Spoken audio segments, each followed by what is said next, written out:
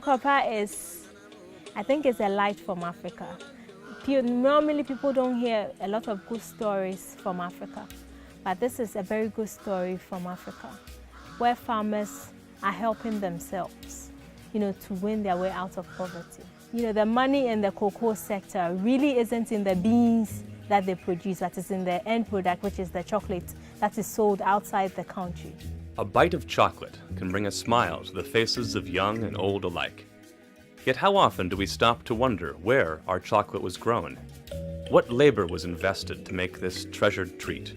Chances are, your favorite chocolate began as cocoa in West Africa, where the warm climate and fertile soil provide the ideal growing conditions for much of the world's cocoa.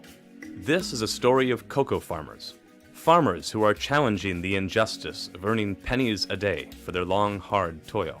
This is a story of fair trade, and a group of Ghanaian cocoa farmers who made history when they voted to start their own company. This is the story of Kawapa Koku Farmers Cooperative, of Divine Chocolate, the first farmer-owned brand of chocolate in the world, and of the Lutheran World Relief Chocolate Project, a way for each of us to make a difference in the lives of cocoa farmers. Before this came along, the farmers really didn't have a voice. They had to sell their cocoa beans, and then they never knew what happened to them after that, and they never saw any benefit from the $13 billion cocoa industry. So in 1997, at the age when they decided to form a chocolate company, that would manufacture, that would use their own beans to manufacture chocolate and then sell on their own behalf. So they voted, and then they decided to form a company. So in 1998, Divine was born. Divine Chocolate is a fair trade chocolate company. For the farmers of Kawapa who grow the cocoa for Divine, fair trade means many things. Fair trade ensures a fair price for the farmers. It requires democratically run farmer cooperatives and farming practices that protect the environment. Fair trade guarantees farmers a minimum price for their crops and access to credit. And fair trade means that farmers receive a guaranteed price for the beans they sell and a social premium that can be reinvested in the community. These investments benefit the whole community through projects like wells and clinics, schools, and training for farmers that enables them to earn money in the off-season. And because the farmers of Kawapa are also part owners of Divine Chocolate, they share in the company's profits. Lutheran World Relief has a long history of supporting and promoting fair trade as a way for consumers to put their faith into action. In 2003, LWR began promoting Divine Chocolate through the LWR Chocolate Project. And in 2006, LWR became an investor in Divine Chocolate, helping to launch the company in the United States.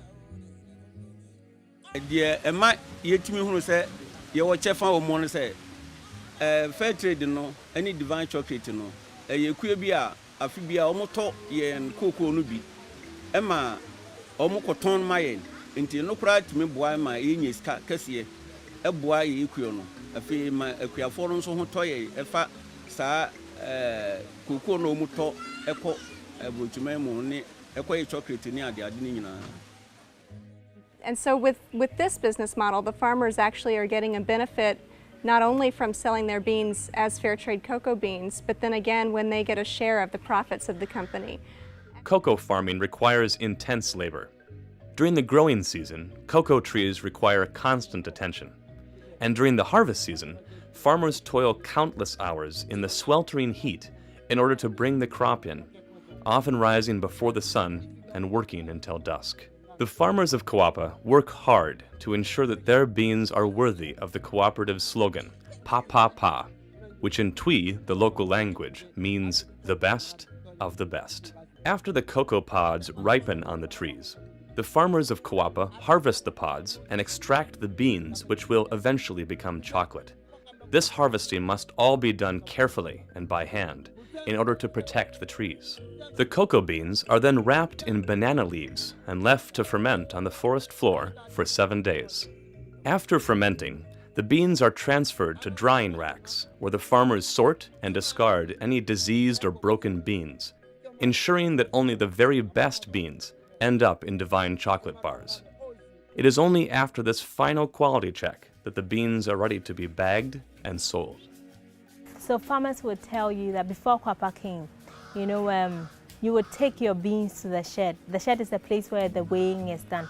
And I think in the cocoa business here in Ghana, the scale is the most important thing, because it's the weight of your cocoa that gives you money. So what it means is if the purchasing clerk, as the others would call theirs, decides to adjust the scale, do anything to the scale, it means that he's cheating you, and then you won't get what you're supposed to get.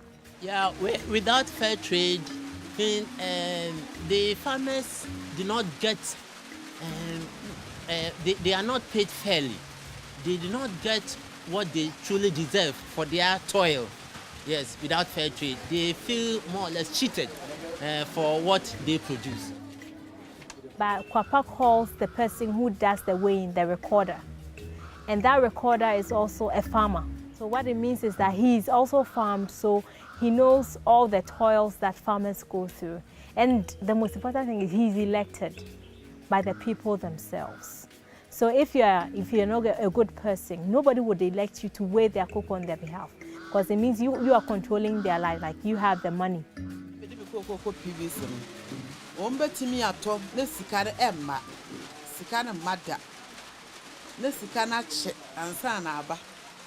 Bonus so akuapa for them will be ni hosa. I don't so one ankasa na dey crash ba wo so any na atena se dey crash no. Said dey be ya obetimi na ka bibi a wo pe.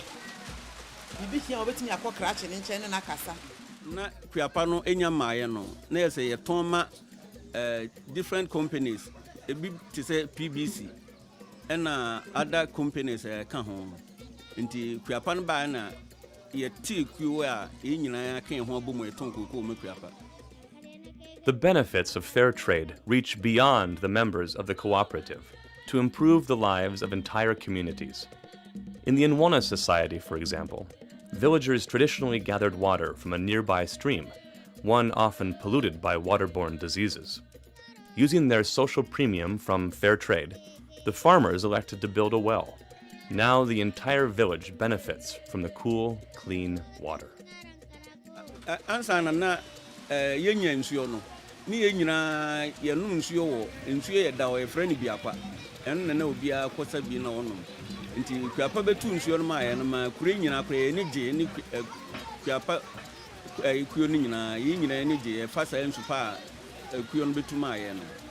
So we all were very happy and cheerful about this water. So it was done by Kuapa cocoa farmers.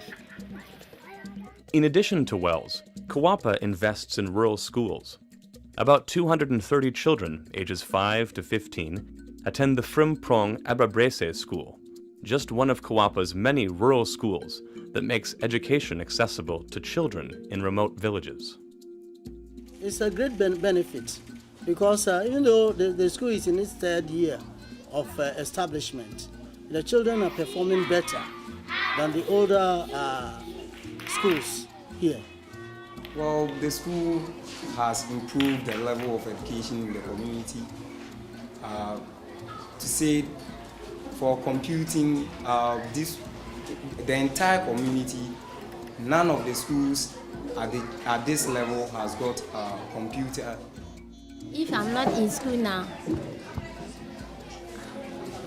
I may be in farm now or outside labor, doing labor or selling things. Once a child is well educated, I think he grows up to become a responsible person in the community. I want to be a nurse because so that I can help when somebody is sick.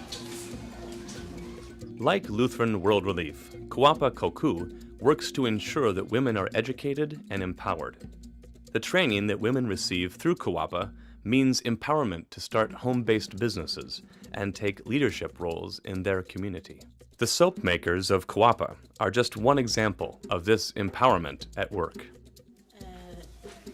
Intre man basa ne se na me obi a me keka me ho ma ku nti ye mpanimfo no ne di ma ku na ni mo omo ye ya kwankyere bebre no mo kyerɛkyerɛ kwan omo kyerɛ na emre bi atwam no ye nim se ye ma akora de omo timi fa ye de ye kotiri ni kyerɛ asɛde e wo se oba bia no wo ho a wo ye emu ni bi ne se wo ye kandifo a kwan a betimi adi ekuwa anim yesua saa ye no e wo se yesua si wokuo mu a kwan a betimi aboboa ma na no ma wo mu nhwete ni nyina so wo mo kyerɛ ye enu nti wo mo saa de ye kotire ni ma ye kusua nsa do adwuma ma basa ye kunu no mu kura ni ska ebi ni de ye hu a yetimi ye samana no yetimi de boa ye kunu no ma ye de hwɛ ye masu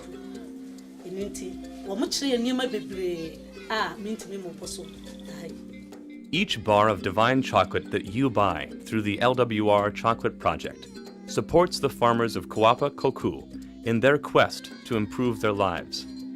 A steady income, clean water, schools for their children, a life of justice and dignity. These are things that you support every time you put your faith into action by purchasing divine chocolate. There's this woman, she hasn't been, most of the women, they haven't been to school before. So since I only started working here about 2.5 years ago, and then her daughter was in secondary school then. And then she tells me that, she made up her mind that I haven't been to school before, I want to take my daughter to school. So she didn't mind selling everything that she had. Even if she had to sell her last cloth to get her daughter to school, she would do it. So she worked very hard. And then, the farmers always say that your cocoa always weighs more in the Kapa shed. So it means that she got more money since she joined Kapa. And she's been able to take her daughter. And now her daughter is in the university, second year at the University of Ghana, reading business administration. And she always says it's because she joined Kapa. That is why. Because she knows she has to educate her child to get out of poverty now. So I would also entreat people to always buy fair trade products. Not just Divine, but any other fair trade product. It could be fair trade cotton, it could be sugar, it could be anything. Because if you do it, it means that you're giving somebody in a third world, either in Africa, in Latin America, Asia, wherever, you're giving that person a very good life. You're helping that person to take their own life into their own hands. So people should always buy fair trade, and it would help make a lot of difference in the world. Yeah.